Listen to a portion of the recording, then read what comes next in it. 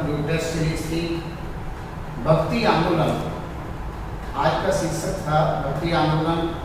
और इस पेपर में मैंने 75 प्रश्न रखे थे भक्ति आंदोलन के विभिन्न पहलुओं से जुड़ते हुए, आयामों से जुड़ते हुए। अब मैं इसकी व्याख्या कर देता हूँ तो आप अच्छी तरह से समझ पाएंगे।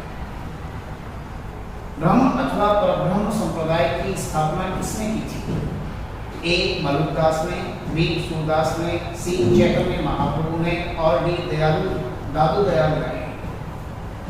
ब्रह्म अथवा परब्रह्म संप्रदाय के जो प्रवर्तक हैं, फाउंडर हैं, वो माने जाते हैं महान संत दादू दयाल। निम्नलिखित में से किसने कहा था कि ब्रह्मांड वेद है, सृष्टि पुराण है? ए कबीरदास, बी बुल्ले साहब, सी रज्जब, डी गुरु नानक देव। इसका आंसर रज्जब हो जाएगा। ये कश्मीर क्षेत्र में 16वीं 17वीं शताब्दी में भक्ति आंदोलन से जुड़े मुस्लिम संत थे। निम्नलिखित में से कौन सा युग्म असुमेलित है, अनमैच्ड है, गलत मिला हुआ है? 4 नाम हैं संतों के और 4 हैं उनके संप्रदाय। तो देखना है कौन सा नाम संत का और कौन सा उनका संप्रदाय गलत मिला है। ए शंकर देव, एक शरण धर्म, बिल्कुल सही है।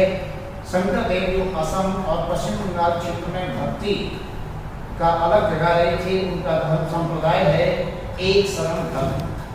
जग जीवन सतनामी संप्रदाय से जुड़ जाते हैं पंजाब क्षेत्र में, हरियाणा क्षेत्र में। लालगिरी अथवा लाल बेग ये अलग नामी, ये भी सही है, अलग नामी संप्रदाय से जुड़ी थी, प्रवर्तक थी एक कश्मीर की प्रसिद्ध वैष्णव संत लालगिरी अथवा लाल बेग। गोविंद प्रभु अद्वैतवाद ये सही नहीं है। गोविंद प्रभु का जो संप्रदाय है वो है महानुभाव पंथ। जहाँ तक अद्वैतवाद की बात है, अद्वैतवाद मत के प्रवर्तक थे आदि गुरु शंकराचार्य।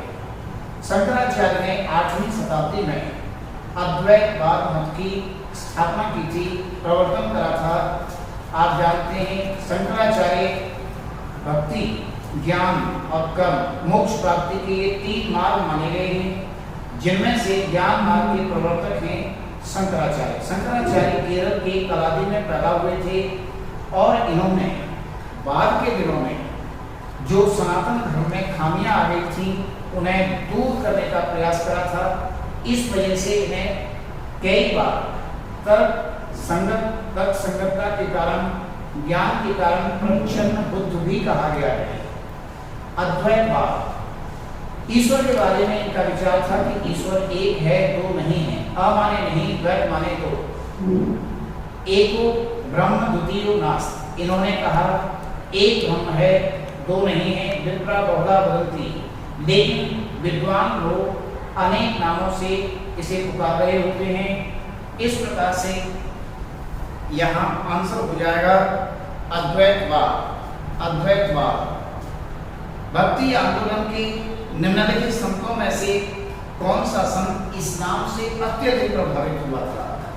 इस्लाम से सर्वाधिक प्रभावित संत कौन थे? इन नामों में ए रामानुज, बी नामदेव, सी चैतन्य महाप्रभु, डी रामानंद।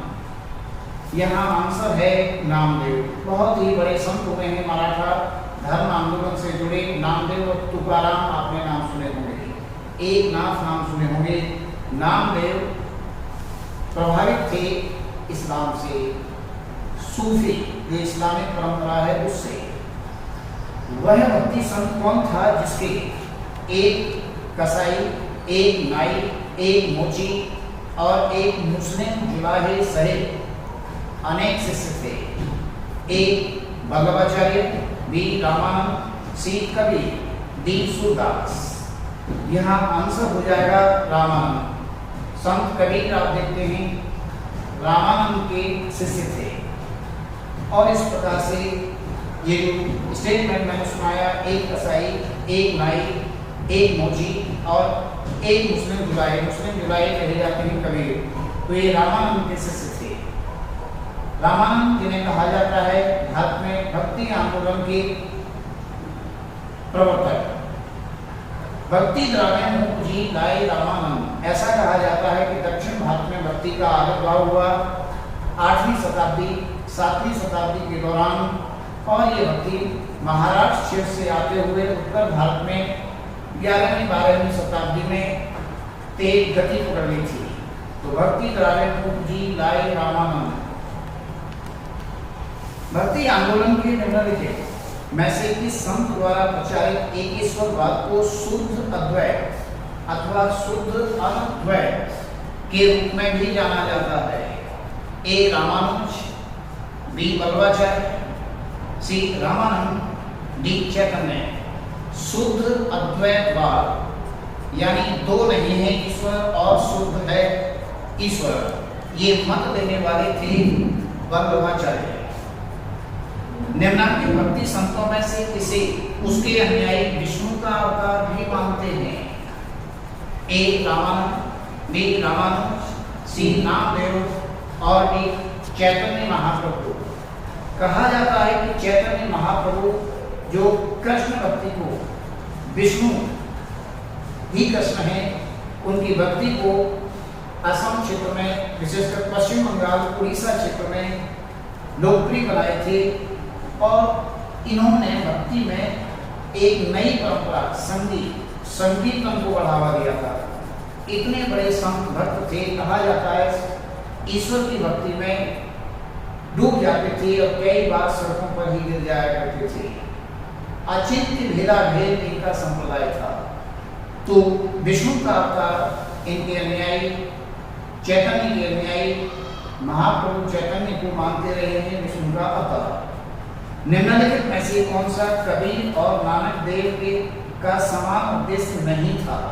दोनों का समान उद्देश्य नहीं था। ए, दोनों के विचार भक्ति एवं इस्लामी सूफी परंपरा से प्रेरित थे।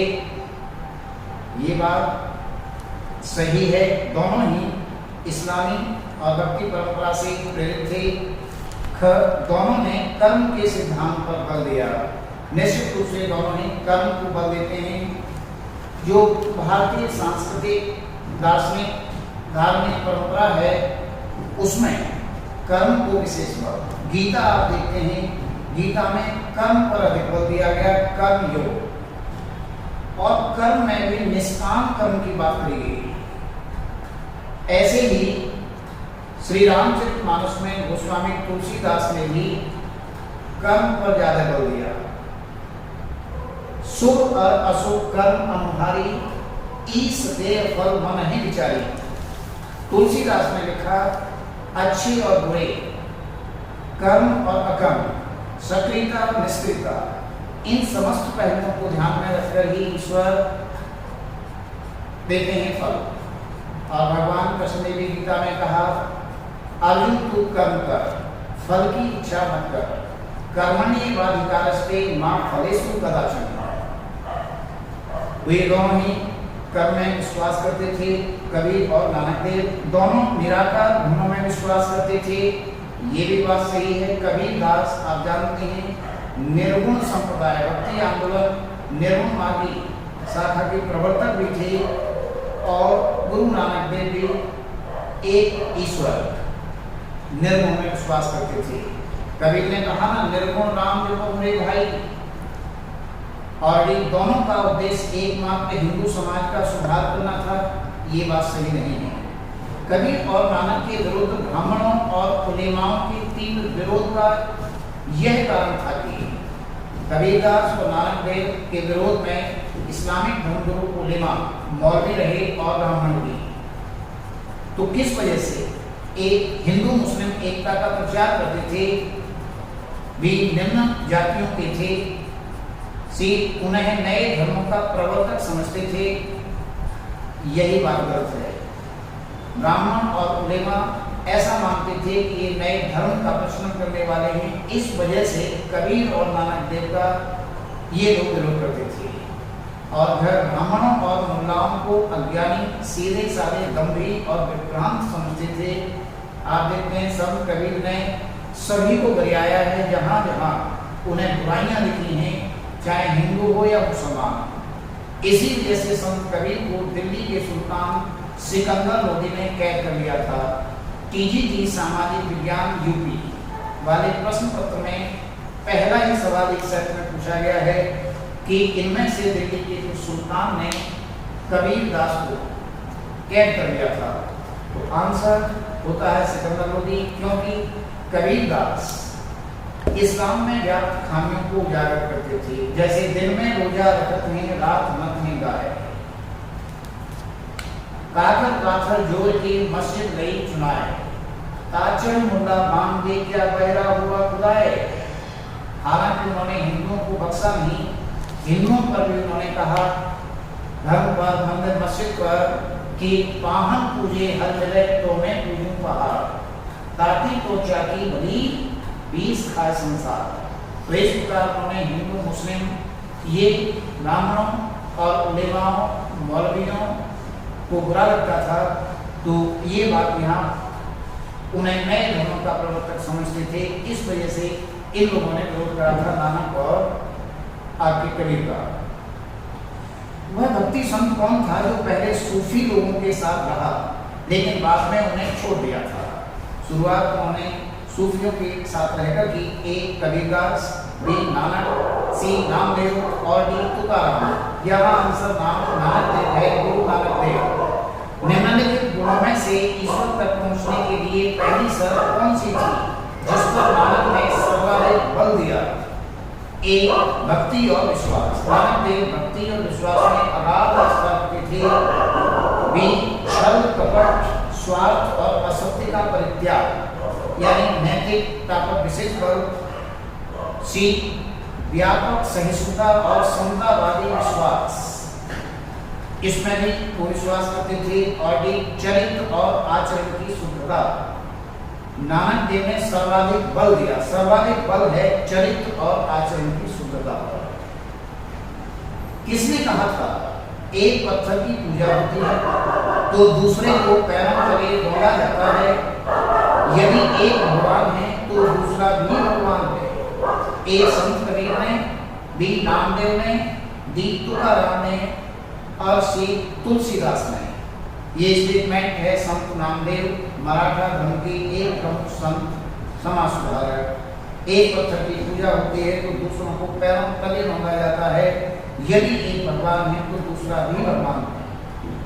13वां प्रश्न, किसने कहा था जगत की अशुद्धताओं के बीच शुद्ध बने रहो, इस प्रकार तुम्हें धर्म का मार्ग मिल जाएगा? ए कबीर, बी नानक, सी नामदेव, डी सूरदास। यहाँ आंसर है नानक देव। जगत की अशुद्धताओं के बीच शुद्ध बने रहो, इस प्रकार तुम्हें धर्म का मार्ग मिल जाएगा। यह कथन है नानक देव जी का। कृत्तिवास ने निम्नलिखित में से इस ग्रंथ का बंगाली में अनुवाद किया है? ए महाभारत का, बी रामायण का, सी गीता का और डी भगवत पुराण का। इसका आंसर है रामायण का। कृत्तिवास ने बंगाली में रामायण लिखी है। भक्ति एवं सूफी संतों की निम्नलिखित में से इस धारणा से प्रेरित होकर अकबर ने अपनी दीन ए इलाही की विचारधारा का प्रतिपादन किया था? दीन ए इलाही अकबर ने कहा जाता है एक नया धर्म शुरू किया था। किस भाव से प्रेरित होकर उन्होंने दीन ए इलाही एक ईश्वर के साथ तादात्म्य के लिए एक प्रेम का एक साधन के रूप में प्रयोग।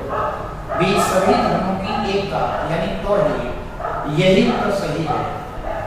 सभी धर्म की एकता पर ऐसा विचार करते हुए एक नया धर्म दीन ए इलाही कहा जाता है अकबर ने चलाया था। हालांकि ये धर्म बहुत लोकप्रिय नहीं हुआ था लेकिन शुरुआत की थी। कहा जाता है एकमात्र हिंदू इसे स्वीकार करने वाले बीरबल थे।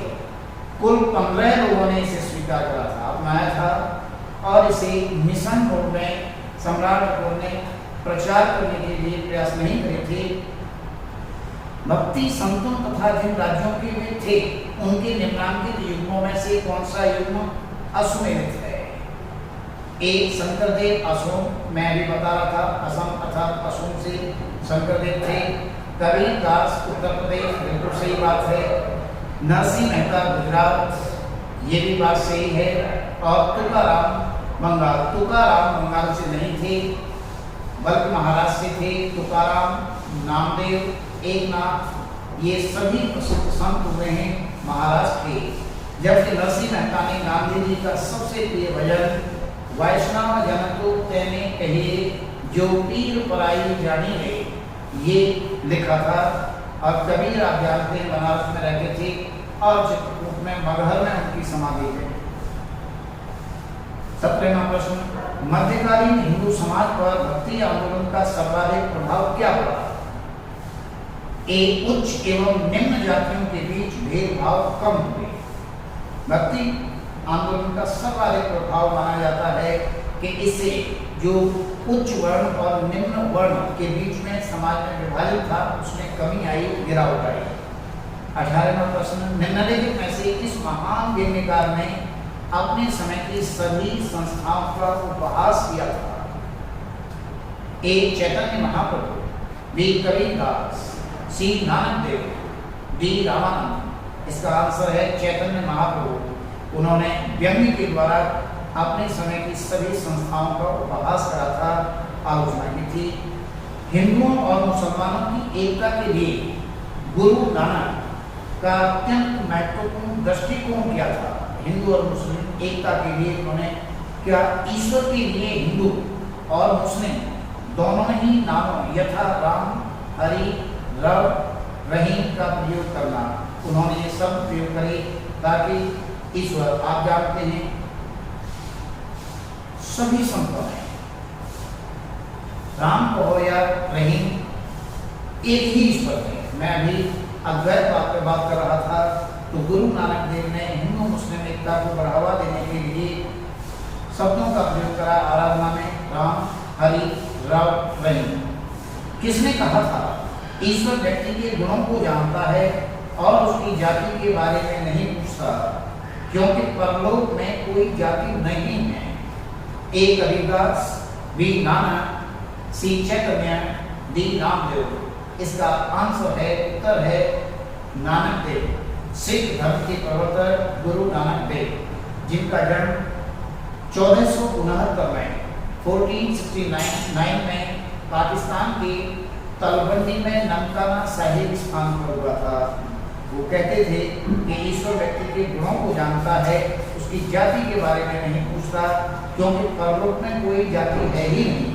वास्तव में ईश्वर ने मनुष्य को बनाया है, मनुष्य ने जातियों और वर्णों को बनाया है। अपने सिद्धांतों का प्रचार करने के लिए सामान्य जन की भाषा हिंदी का प्रयोग करने वाले प्रथम व्यक्ति संत कौन थे? हिंदी का प्रयोग सबसे पहले के संत भक्त ने करा। ए, कबीर, बी, रामानंद, सी, रामानुज, डी, तुलसीदास। आंसर है रामानंद। रामानंद ने हिंदी को बढ़ावा दिया अपने उपदेशों में। शुद्धाद्वैत दार्शनिक मत के प्रवर्तक कौन थे? शुद्धाद्वैत, शुद्ध अद्वैत। ए, वल्लभाचार्य, बी, रामानुजाचार्य, सी, निम्बार्काचार्य और डी, शंकराचार्य। यहाँ आंसर हो जाएगा वल्लभाचार्य। वल्लभाचार्य का मत है शुद्धाद्वैतवाद। जबकि रामानुजाचार्य, राम के छोटे भाई रामानुजाचार्य रामावत संप्रदाय के प्रवर्तक थे और निम्बार्काचार्य ने एक नया मत सनक संप्रदाय चलाया था, जब शंकराचार्य का अद्वैतवाद था।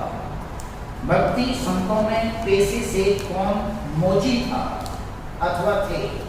ए, दादू दयाल, बी, संत रैदास, डी, उपयुक्त दोनों और डी, मलुकदास। आंसर है संत दादू दयाल और संत रविदास या रैदास। कहा जाता है ये मोची कर दिया करते थे। महाराष्ट्र के महान भक्ति संत नामदेव किसके शिष्य थे? नामदेव के गुरु कौन थे?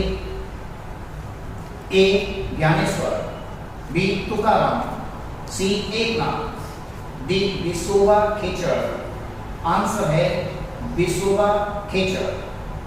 महाराष्ट्र में बरकरी संप्रदाय की स्थापना किसने की थी? परीक्षाओं में आता रहता है। बरकरी संप्रदाय के प्रवर्तक कौन थे? ए, तुकाराम। इसका आंसर तुकाराम ही समझिए। बरकरी संप्रदाय के प्रवर्तक महाराष्ट्र क्षेत्र में संत तुकाराम थे। चैतन्य महाप्रभु की प्रथम एवं सर्वाधिक प्रसिद्ध जीवनी चैतन्य चरितामृत के रचनाकार कौन थे? ए, सुंदरदास, बी, कृतिवास, सी माधवाचार्य, डी कृष्णदास कविराज। इसका आंसर है कृत्तिवास, जिन्होंने रामायण का भी बंगाली भाषा में अनुवाद करा लिखी रामायण चैतन्य चरितामृत के लेखक हैं कृत्तिवास। कबीर के उपदेशों का मूल उद्देश्य क्या था? एक प्रेम धर्म का प्रचार करना, भी सभी जातियों और धर्मों में एकता स्थापित करना। सी उपरोक्त दोनों, आंसर है उपरोक्त दोनों, सभी जातियों एवं धर्मों में एकता। उन्होंने लिखा एक तत्व से सर्व उत्पन्ना, को पावन को सुगा, और प्रेम धर्म का उन्होंने प्रचार करा। तो यहाँ आंसर उपरोक्त दोनों हो जाएगा। गुरु नानक के धर्म की संकल्पना क्या थी? एक अति व्यावहारिक, बिल्कुल सही है, वो अति व्यावहारिक थे, और नैतिक, नैतिकता आचरण की शुद्धता पर सभी संत कवियों ने बल दिया है, समाज सुधारकों ने बल दिया है। तो यहाँ आंसर हो जाएगा अति व्यावहारिक और नैतिक, अर्थात दोनों। मध्यकालीन भारतीय वह महिला संत कौन थी जो महान शैव मतावलंबी तथा शैव आचार्य थी?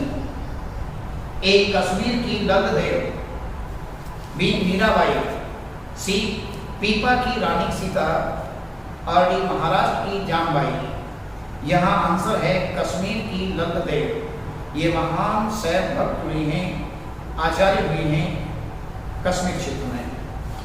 बंगाल से जाति प्रथा की बुराइयों को जड़ से समाप्त करने का प्रयास करने वाले चैतन्य के महान शिष्य कौन थे? चैतन्य महाप्रभु के प्रसिद्ध शिष्य कौन थे? ए रघुनाथ साहब, बी भागवताचार्य, सी नित्यानंद, डी जीव गोसाई। इसका आंसर हो जाएगा नित्यानंद। नित्यानंद बंगाल क्षेत्र में जाति संबंधी बुराइयों के विरुद्ध संघर्ष करते रहे, और ये चैतन्य महाप्रभु के शिष्य थे। कबीर की समाधि कहाँ स्थित है? ए वाराणसी में, बी मगहर में, सीतापुर में, प्रयागराज में। मैंने अभी कबीर पर बात करते हुए बताया था कि उनकी समाधि मगहर में है। कहा जाता है कि मगहर में वो अपने अंतिम दिनों में चले गए थे। मगहर के बारे में एक विचार ये प्रचलित था लोगों में कि जो कोई भी मगहर में मरेगा, निधन होगा, वो स्वर्ग नहीं जाएगा। और क्योंकि कबीर तो इन तमाम बुराइयों को, विचारों को, नकारात्मक विचारों को चुनौती देने वाले व्यक्ति थे, कबीर ने कहा मैं देखता हूँ कि मगहर में मुझे स्वर्ग मिलेगा या नरक। और इस प्रकार से मगहर चले गए, वहीं उनकी समाधि है। आज उत्तर प्रदेश सरकार, भारत सरकार की मदद से वहाँ कवि अनुसंधान एकेडमी स्थापित करने जा रही है। भारत के प्रधानमंत्री श्री नरेंद्र मोदी इसका उद्घाटन भी कराए हैं 2018 में। अगला प्रश्न है, निम्नलिखित में से दिल्ली के सुल्तान ने संत कबीर को इस्लाम धर्म में व्याप्त खामियों की आलोचना करने के कारण कैद कर दिया था, गिरफ्तार कर लिया था? मैंने शुरुआत के प्रश्न में समझा दिया है, सिकंदर लोदी। उत्तर है इसका सिकंदर लोदी। सिकंदर लोदी का वास्तविक नाम निजाम खां था। वह भक्ति संत कौन था जो ईसा मसीह की तरह यह विश्वास करता था कि केवल वे लोग ही मोक्ष प्राप्त कर सकते हैं जो स्वयं को ईश्वर के सम्मुख निम्न जन का अथवा नीच समझते हैं? ऐसा कहा करते थे ईसा मसीह, वही व्यक्ति प्राप्त करेगा मोक्ष। ए कबीरदास, बी नानक देव, सी दादू दयाल, और डी नरसिंह मेहता। यहाँ आंसर है संत दादू दयाल। वाणियां अर्थात ईश्वर प्रेरित कथन, प्रार्थनाएं जिनके प्रसिद्ध रचनाकार कौन थे? यानी ईश्वर के प्रति वाणियां नाम से जो रचनाएं हैं वो किसने लिखी हैं? ए गुरु नानक देव, बी संत कबीर, डी दादू दयाल, और डी नरसिंह मेहता। यहाँ आंसर हो जाएगा कबीरदास। कबीर ने साखी, सबद, रवैनी, अमरकोश और विजय और वाणियां, उनके कथनों को कहा गया है। आज प्रकाशन की दृष्टि से देखें तो उनकी ये समस्त वाणियां और रचनाएं बीजक पुस्तक में संकलित हैं। तो कबीरदास इसका आंसर है अमृतानुभव एवं चंद्रदेव प्रशस्ति। अमृतानुभव एवं चंद्रदेव प्रशस्ति पुस्तकों के अलावा गीता पर टीका लिखने वाले प्रसिद्ध संत कौन थे? ए नामदेव, बी तुकाराम, सी ज्ञानेश्वर, डी समर्थ गुरु रामदास। यहां आंसर हो जाएगा ज्ञानेश्वर। समर्थ गुरु रामदास याद रखिए छत्रपति शिवाजी के आध्यात्मिक अथवा धार्मिक गुरु थे। अनेक भक्ति परक मराठी गीतों का संकलन अभंग नाम से किस मराठी भक्ति संत ने तैयार किया? अभंग नाम से संकलन मिलता है भक्ति परक गीतों का। इसे किसने लिखा? ए विशोभा खिचड़, बी तुकाराम, सी एकनाथ, डी नामदेव। यहां आंसर हो जाएगा संत नामदेव। नामदेव के भक्ति परक गीतों का संकलन है अभंग। महात्मा गांधी के प्रिय भजन वैष्णव जन तो तेने कहिए जो पीर पराई जानी रे। अभी यूपी कांस्टेबल 2019 वाले पेपर में ये पूछा गया था सवाल, गांधी जी का प्रसिद्ध भजन वैष्णव जन तो किसने लिखा है? इसका आंसर है नरसिंह मेहता। महान कृष्ण भक्त नरसिंह मेहता जो गुजरात से थे, कहीं से गांधी जी मुख्य गुजरात से आते थे। नरसिंह मेहता का ये लिखा हुआ भजन है। गुरु नानक देव जिनका निधन सन 1538 में हुआ, की समाधि कहाँ स्थित है? एक तलवंडी में, तलवंडी में अभी बता रहा था पाकिस्तान में ननकाना साहिब उनका जन्म स्थान है। करतारपुर, अमृतसर, नांदेड़। तो इनकी गुरु नानक देव जी की समाधि है वो करतारपुर साहिब में स्थित है। भक्ति का रुद्र संप्रदाय किससे संबंधित है? रुद्र सेक्ट। एक रामदास से, शंकराचार्य से, तुलसीदास से, वल्लभाचार्य से। रुद्र संप्रदाय से संबंधित हैं वल्लभाचार्य। कृष्ण भक्ति को बढ़ावा दी और सूरदास जी के गुरु, ब्रजभाषा के कवि सूरदास के गुरु वल्लभाचार्य।